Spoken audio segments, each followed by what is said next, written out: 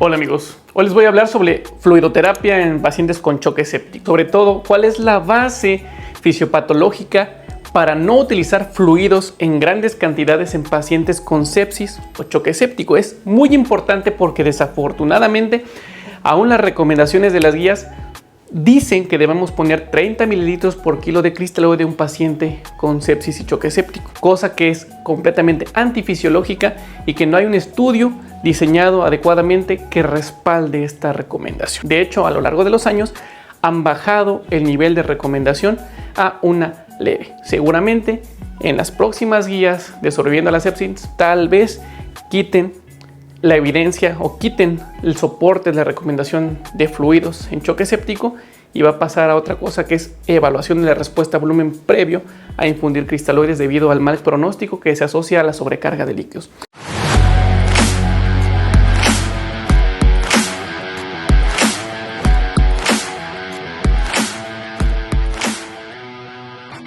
Vamos a empezar por qué no se debe de hacer esto. Un paciente que tiene choque séptico no es por falta de volumen ni por mala distribución del volumen. Esa es una creencia vieja. Desafortunadamente el choque séptico aún lo engloban en el choque de tipo distributivo, cosa que no es así. ¿Por qué se choca un paciente con sepsis?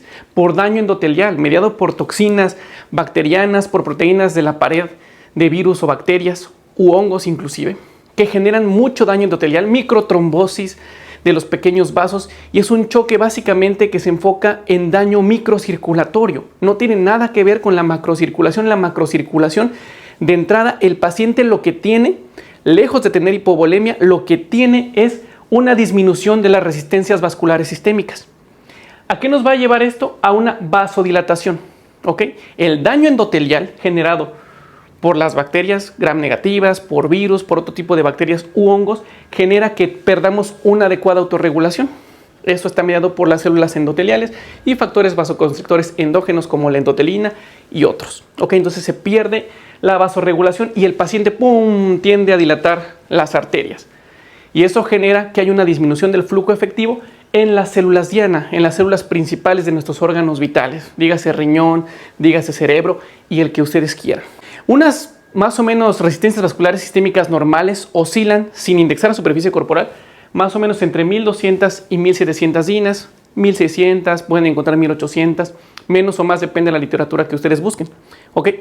Ese es el valor de las resistencias vasculares sistémicas normales. Vamos a poner el ejemplo de un paciente que está en choque séptico y le bajamos las dinas a la mitad porque se vasodilata, pierde resistencias vasculares sistémicas y baja las dinas, por ejemplo, a 600 dinas. Un paciente que tiene 600 dinas y que tiene choque séptico y baja su presión arterial media a 50 milímetros de mercurio, tiene por fórmula un gasto cardíaco de 6.6 litros por minuto. El gasto cardíaco normal es de 2.5 a 4 o a 5 litros por minuto. Entonces, ¿cuánto tiene de gasto cardíaco este paciente? 6.6 litros por minuto, más de lo normal. El paciente, como tiene los vasos dilatados, el corazón no encuentra ninguna oposición a su latido y lanza más volumen sistólico, y aparte, como el paciente tiene taquicardia, en general tiene más gasto cardíaco. El problema es que ese gasto cardíaco, cuando llega a la microcirculación, se encuentra con el daño endotelial y no va a entregar adecuadamente el oxígeno a las células por daño microcirculatorio, microtrombosis, etcétera, inflamación local. No es porque le falte agua a las tuberías. Ahora, entonces, si tenemos un gasto cardíaco normal y un volumen sistólico normal, ¿por qué vamos a pasar fluidos a un paciente? ¿Qué queremos hacer cuando ponemos fluidos? Incrementar el volumen sistólico para mejorar el gasto cardíaco en un paciente que tenga el gasto cardíaco comprometido. Un paciente séptico tiene un gasto cardíaco incrementado. Si yo le pongo más líquido a un paciente que tiene el gasto cardíaco incrementado, no estoy buscando nada, estoy perdiendo la objetividad.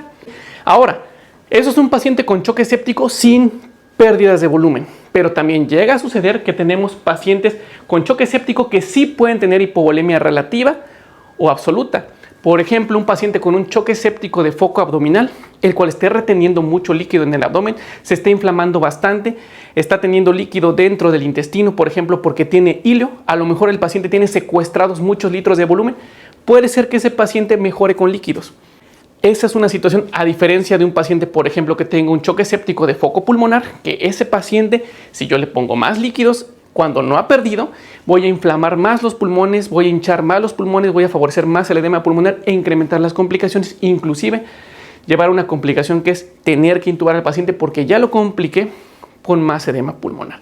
Ante un paciente con hipovolemia relativa o absoluta, porque aparte a lo mejor el paciente con choque séptico le hicimos un procedimiento inapropiado y le condicionamos algún sangrado, por ejemplo, con un catéter venoso central que le dieron a la arteria subclavia, el paciente empezó con hemorragia y ya está perdiendo sangre, ahora sí.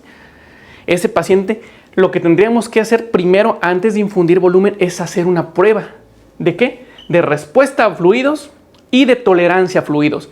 Paciente de respuesta porque hay pacientes que van a responder adecuadamente a los fluidos si ya perdieron volumen sistólico. Si yo le pongo una prueba de respuesta a fluidos, incrementaré el volumen sistólico y por ende el gasto cardíaco.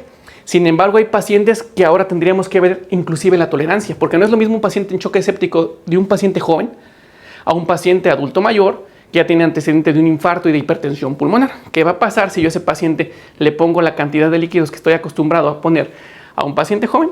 Vamos a incrementar las complicaciones y el mal pronóstico. Entonces, probar respuesta y tolerancia a fluidos con pruebas dinámicas, guiado por ultrasonido, por ecocardiografía, por variabilidad de presión de pulso, de volumen sistólico, lo que nosotros queramos, variabilidad pretismográfica, el CO2, lo que quieran, pero evalúen si el paciente va a responder a fluidos adecuadamente y los va a tolerar.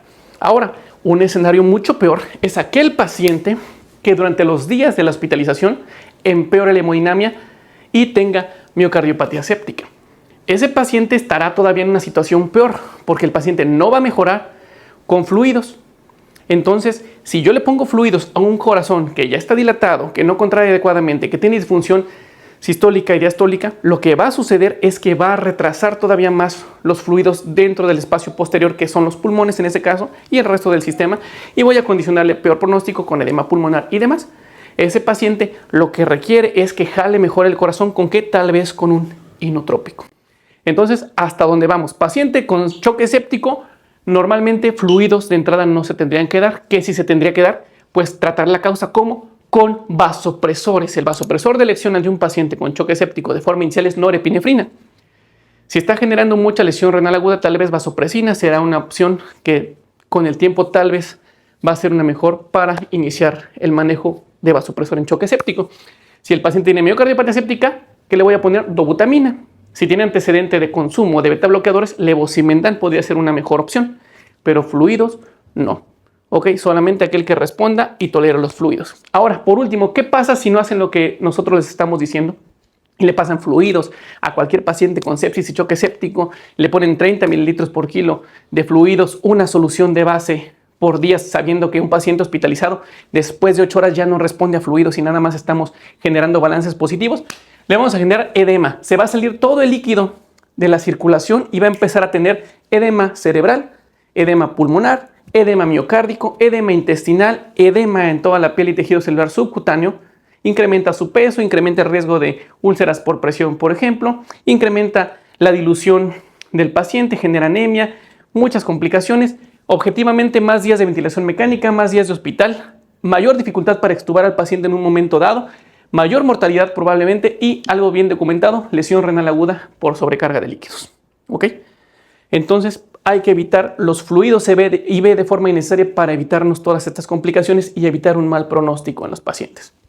Conclusión, paciente en choque séptico, el fluido no es para todos. ¿Qué sí es para todos? Vasopresor temprano, norepinefrina, y si hace miocardiopatía séptica, un inotrópico, dobutamina, por ejemplo, y si sospechan que el paciente pueda responder a fluidos, perfecto, solamente hagan pruebas dinámicas de respuesta y tolerancia a volumen.